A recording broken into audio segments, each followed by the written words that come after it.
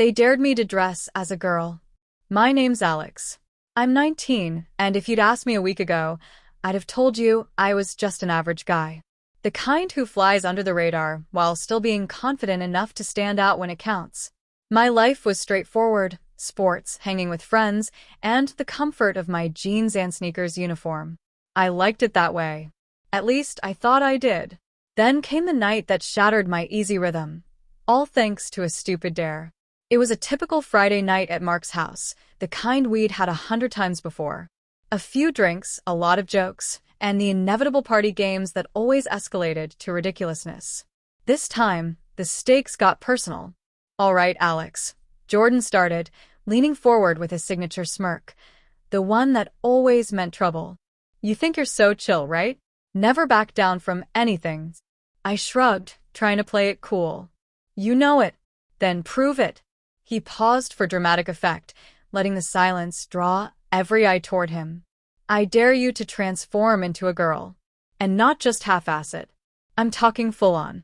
Dress, makeup, the works. You chicken out? You lose." The room erupted into laughter, but beneath the humor, I felt the tension sharpen. It wasn't just a joke anymore. This was a challenge, and Jordan was calling me out in front of everyone. My face burned as I tried to laugh along.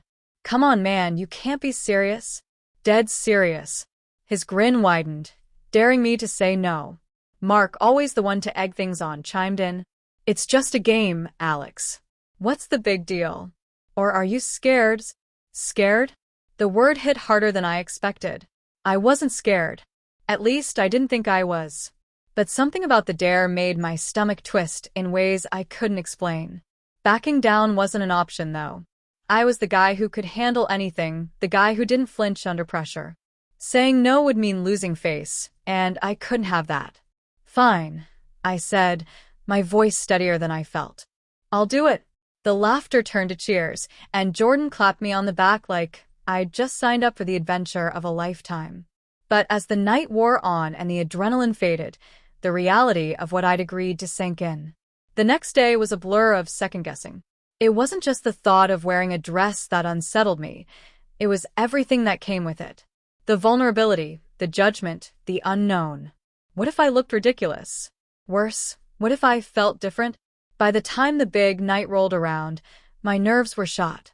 Desperate for a lifeline, I turned to my sister, Emily.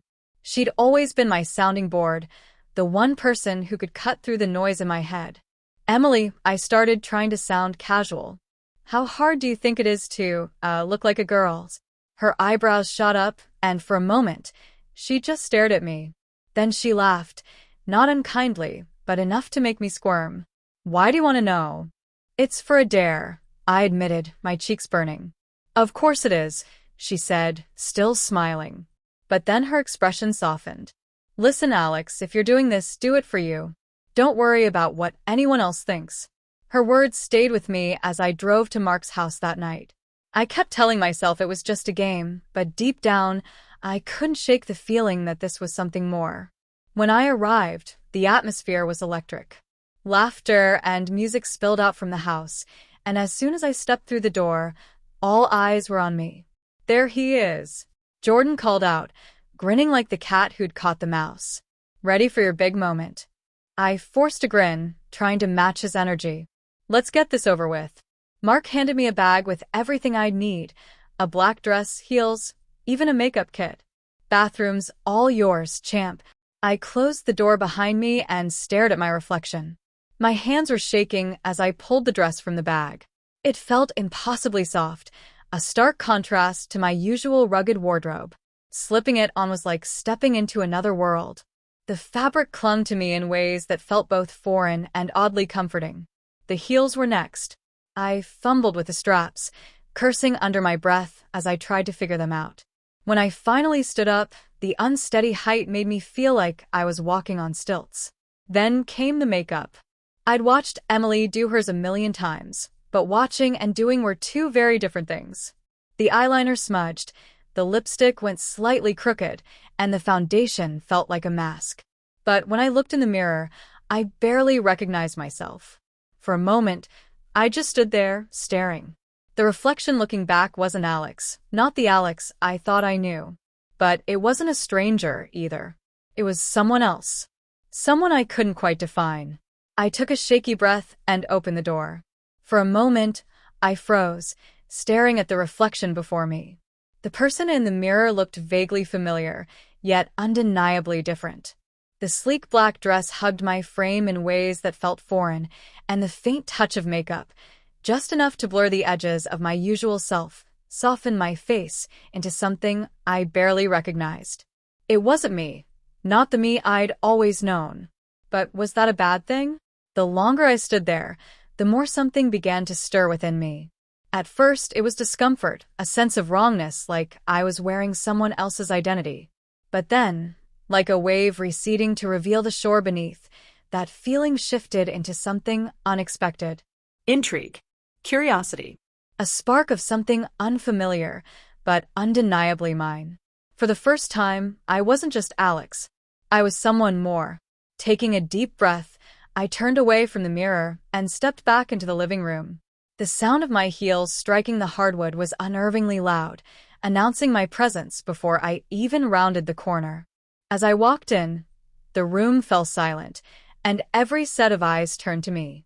I braced myself, expecting laughter, maybe even a sarcastic comment or two. Instead, there was a pause, a heavy, suspended moment where the world seemed to hold its breath. Mark let out a low whistle, breaking the tension. Well, damn, Alex. Didn't think you'd actually go all out. You look wow. Jordan chuckled, but it wasn't his usual mocking laugh. I'll give you this, man, you've got guts. And honestly, you're kind of pulling it off. I felt my face heat up, unsure if it was embarrassment or pride. The truth was, I didn't hate their reactions. In fact, I liked it. More than I expected. The night carried on, but something had shifted. My friends weren't treating me like the butt of a joke or the guy who lost a dare. They were genuinely engaging with me. Compliments, questions, even moments of quiet admiration that I caught in their expressions. For the first time, I wasn't just one of the guys. I was something different, something interesting. And I wasn't just pretending anymore. Somewhere along the way, the role of the dare faded, and I began to lean into this new version of myself. My movements softened, my voice took on a lighter tone, and I found myself smiling more. It wasn't an act. It felt natural, like I was letting go of some invisible weight I'd been carrying for years. By the time the night wound down, I was exhausted but exhilarated. As I stood alone in the bathroom, peeling off the layers of makeup and stepping out of the dress, a strange sense of loss settled over me. I stared at my reflection, now back in my usual jeans and hoodie. The transformation was undone, but I couldn't shake the feeling that I'd left something important behind in that other version of myself. Who was she? Was she a fleeting persona? Or was she me? In the days that followed, the night became a favorite topic among my friends. They brought it up with laughter and lighthearted teasing, but for me, it wasn't just a funny story. It was a turning point. I kept thinking about how I'd felt, free, unburdened, alive. There was something empowering about stepping outside of the box I'd unknowingly trapped myself in. Late at night, I'd catch myself replaying the moment I saw my reflection in the mirror, remembering the way it felt to step into that room and see the way people looked at me. I hadn't just worn a dress. I discovered something new about myself. A side I didn't know existed, but now couldn't ignore. Weeks later, I found myself at the mall, wandering into the women's section of a clothing store. My pulse quickened as I ran my fingers over a soft blouse, the fabric smooth against my skin.